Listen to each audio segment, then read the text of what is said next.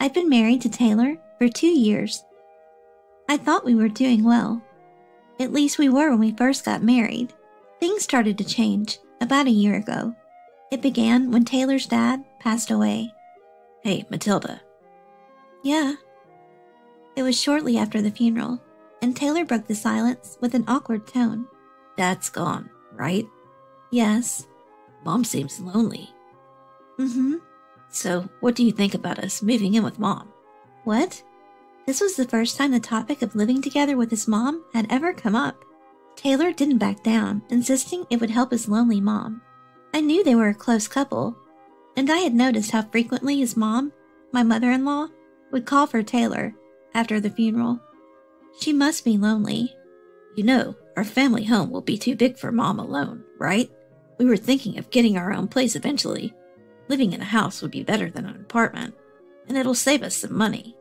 Mom likes you, you know. I'm sure we'd all get along. Despite what Taylor said, I knew his mom wasn't a fan of me. It's not like she had been openly hostile, but I could sense it. What's more, I had been clear before we got married that I didn't want to live with his parents, and Taylor had agreed. You're working too, right? Wouldn't it be helpful if Mom could pitch in around the house? That issue would be solved if you helped out. I work too, you know. That's not what we're talking about right now. Don't you feel sorry for Mom, losing Dad like this? I couldn't say no, and so our decision to move in with his mom changed the dynamics of our relationship. I was a web designer and worked from home, but my mother-in-law wasn't happy about that. Hey, why are you working on such small-time stuff? What? Doing side gigs like that won't make you much money, right? Well, yeah, but I just went freelance last year. I haven't officially set up an office yet, because we're planning to decide on when we build our home soon. The plan is to include a small office space when we construct our house, but until then I'll be working from home. Luckily, my former office still refers clients to me, and I've been keeping busy. Instead of doing all that, why not focus on supporting your son? You're the breadwinner after all. My mother-in-law doesn't even listen to what I have to say, assuming my work is just a hobby. Every so often, she'd say, "What's the point of sticking to a hobby like that? You don't even do housework. You're lucky my son is so tolerant." Maybe that's how things were when she was younger. She believes that husbands should work outside and daughters-in-law should support the household. She keeps emphasizing that Taylor is the breadwinner, and I should fully support him. But I also have a job. So what? Is work more important than family? No, that's not it. I work just like Taylor. And I do housework too. I might not be as efficient as AmITheA, but we were doing fine before we moved here. Huh. My son must have been putting up with you because he's kind. What? You call this housekeeping? Doing a slapdash job like this? My mother-in-law looked at me as if to belittle me. I might not be the most skillful, but I think I do a decent job with cleaning, laundry, and cooking. But I'll never measure up to her, who's been a homemaker all her life. My mother-in-law kept finding faults in my housekeeping and never missed a chance to make snide comments. Yet she never lifted a finger to help with the chores. Before we moved in together, Taylor told me that having my mother-in-law around would lighten the load, but all she did was add to my stress. Taylor makes $10,000 a year. Why are you working these odd jobs? $10,000? She proudly mentioned Taylor's annual income. She's off by a zero, isn't she? I tried to correct her, but she cut me off. You just keep getting in the way. She's completely misunderstanding and won't listen to me. No, that's not it. I tried explaining multiple times, but she won't let go of the $10,000 figure. She's even boasting about it to neighbors, so there's no stopping her now. Hey, AmITheA was saying this. What do you mean, Even when I tried to have a serious talk with Taylor, he wouldn't listen to me attentively. AmITheA says you make $10,000 a year. Are you okay with her misunderstanding that? It's not a big deal. So what? What do you mean, so what? Come on, I'm tired. Give me a break. Taylor sighed, exasperated. He wasn't like this before. At first, he would mediate between his mom and me, but maybe being praised by her feels good, because now he's always taking her side. Just try to understand Mom's feelings. That's all he would say. He no longer seriously addresses my concerns. I'm the one doing all the housework, you know. With 3 people, it's just getting harder. Wasn't AmITheA supposed to help? Mom's got a bad knee, right? You want her to push herself? That's not the point. If AmITheA and you helped out even a little, it would lighten the load. Here we go again. It's because you never listen, isn't it? My job's getting busier and busier. There are times I can't keep up with the housework either. That's why. I pleaded earnestly. So you're saying you're busy with work?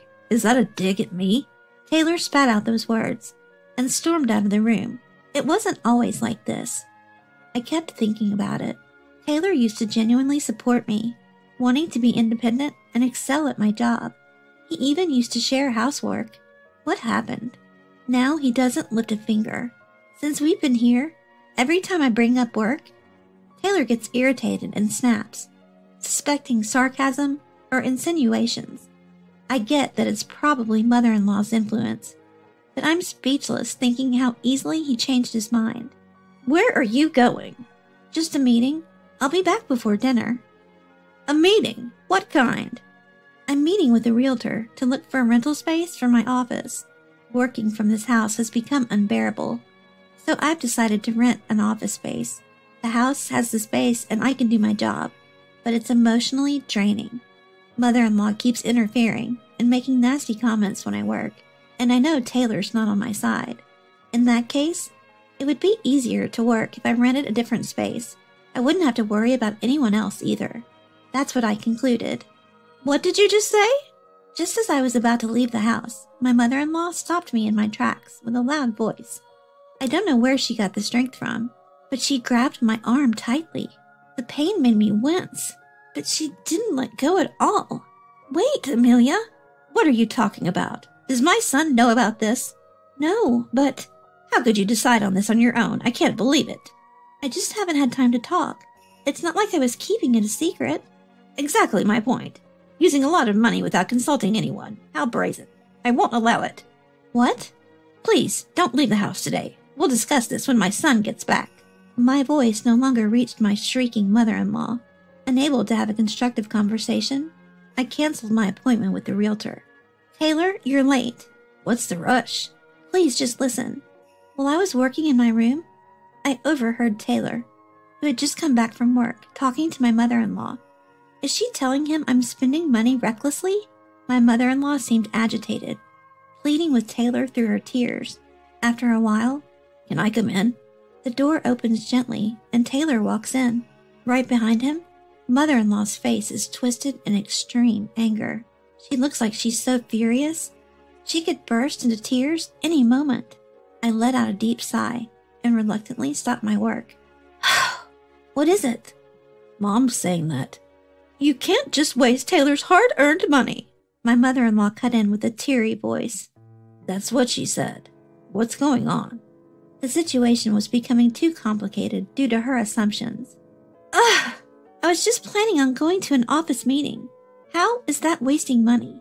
An office? Like you're renting a space? Yes, working here is too difficult, and it seems neither AmITheA nor you appreciate it. I figured it would be better for both of us. Upon hearing this, Taylor averted his eyes awkwardly, and my mother-in-law's eyes widened.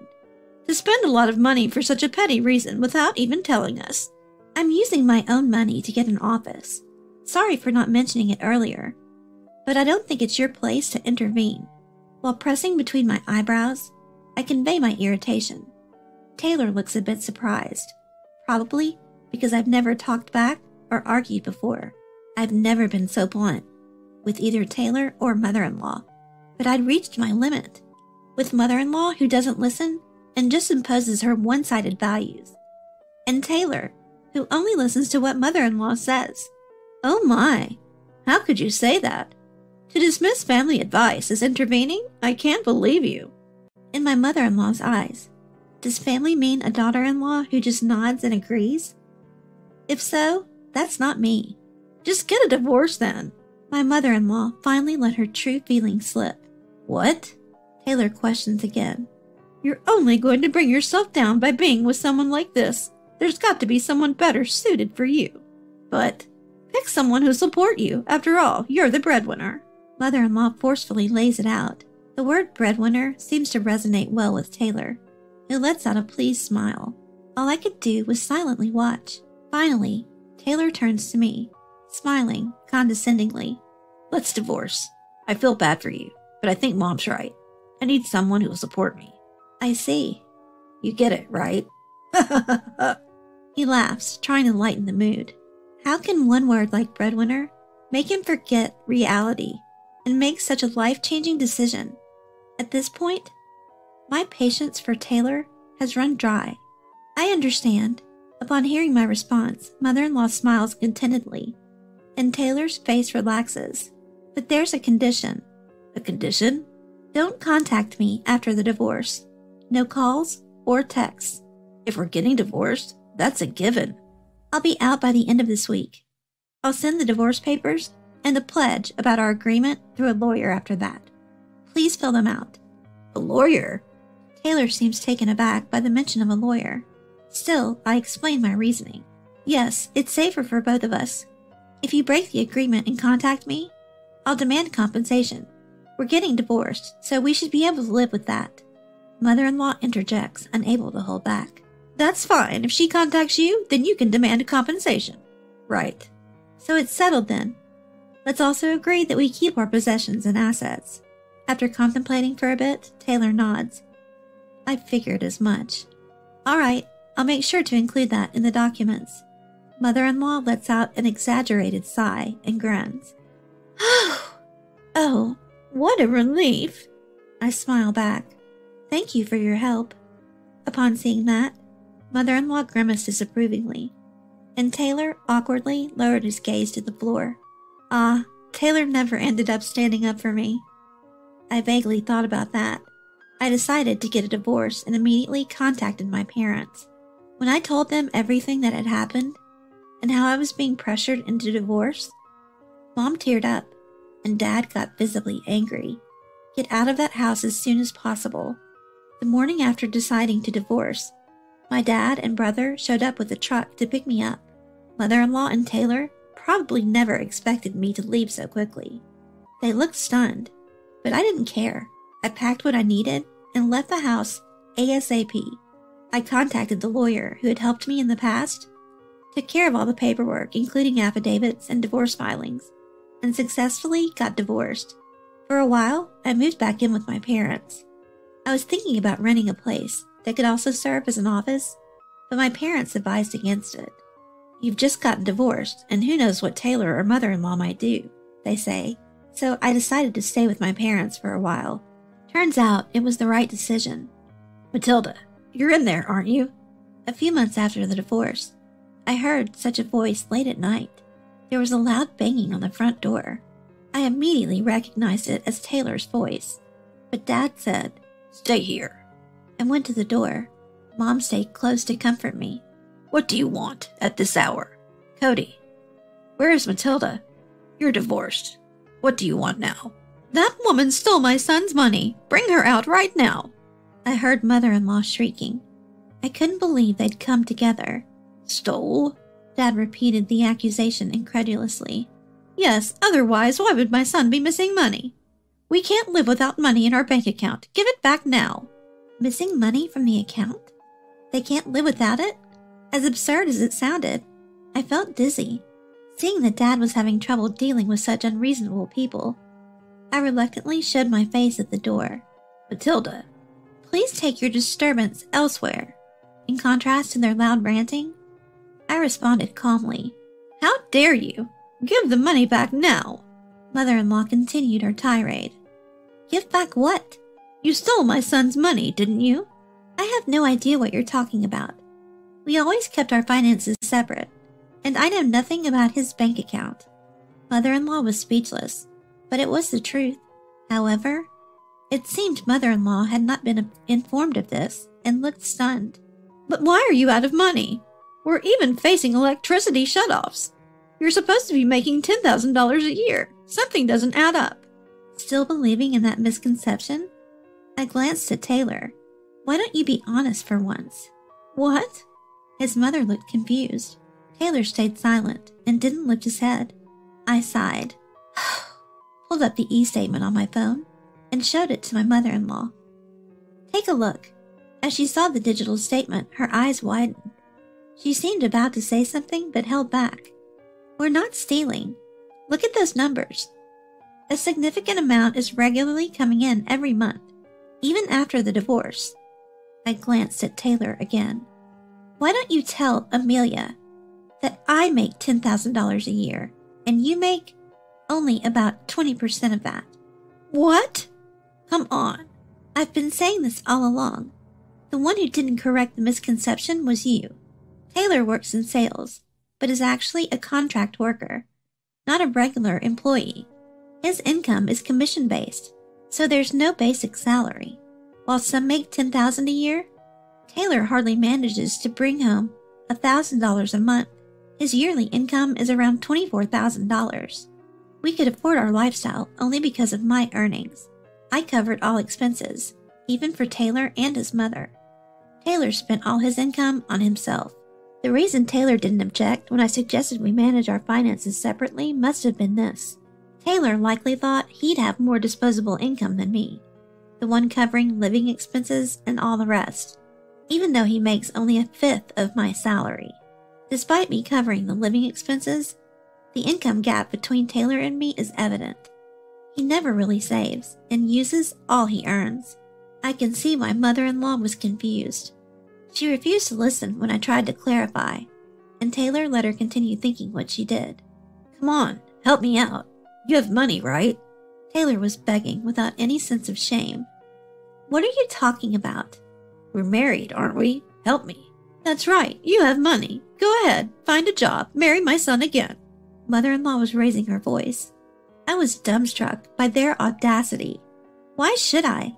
I have no obligation to take care of these two again. You love my son, don't you? You can remarry him. Their condescension was unbearable. That's enough. The person who finally raised their voice was Dad. Don't you dare come near my daughter again. Don't think you can get away with such nonsense. While Mother-in-law hesitated, she was quick to retaliate. I'm asking your daughter. I looked at my mother-in-law. AmITheA, is it okay? Yes. My mother-in-law's eyes widened as she responded. I'll be demanding alimony from your son then. Seizing the moment, I played my trump card. My mother-in-law's mouth fell open. Excuse me? I laid the documents I'd brought along with my phone in front of them. Remember, we agreed. If you contact me, you owe me alimony. You can't be serious. Me? Help you? Remarry? Don't make me laugh. Enraged, Taylor lunged toward me. You? Just as my dad tried to intervene, police sirens wailed in the distance. No doubt a neighbor had called, sensing the tension. Relieved, I felt my strength give away, and Dad supported me. In the end, Taylor and his mother were taken away by the police. They might have gotten off with just a stern warning, but Taylor punched a restraining officer. He was released soon enough, but I pressed for alimony through my lawyer. I knew he couldn't pay, but it served as a warning to stay away from me. Once things settled down, I rented an office and started living on my own. Work is thriving, keeping me much busier than when I was with Taylor and the rest. Supported by many, my life is fulfilling. In my personal life, I'm dating a man I met through work. He understands my divorce status and still wants to be with me. He's also a busy man who values his work. But we inspire and help each other, enjoying our life together. Being with someone who respects you is the best. Now, back to work. I opened the laptop on my desk.